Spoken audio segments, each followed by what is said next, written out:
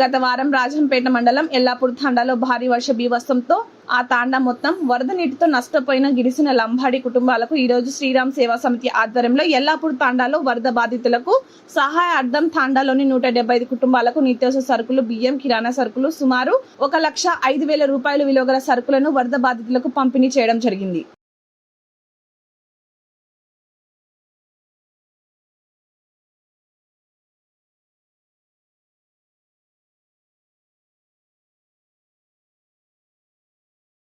తండా మొత్తం ఇద్దామని చెప్పని అనడం వల్ల మేమందరం కూడా దీన్ని స్పందించి మీకు మా చిన్న సహాయాన్ని చేస్తున్నాం.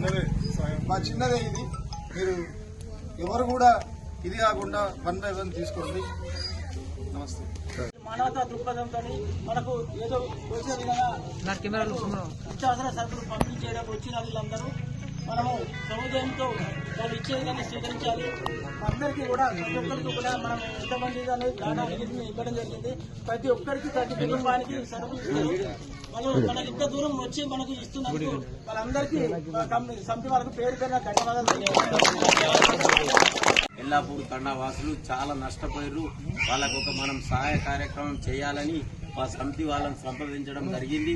వారికి కూడా మేము అందరం సహకరించి ఇంతవరకు కొన్ని సరుకులు ఇస్తే వాళ్ళకు మంచి ఫుడ్ కార్యక్రమం కానీ బాగుంటుందని దానికి కూడా మా సంఘం తరఫున అందరం సహకరించడం. మా సంఘ సభ్యులకు ఎల్లాపూర్ ప్రజలకు కూడా మేము చేతులెత్తి దండం పెడుతున్నాము.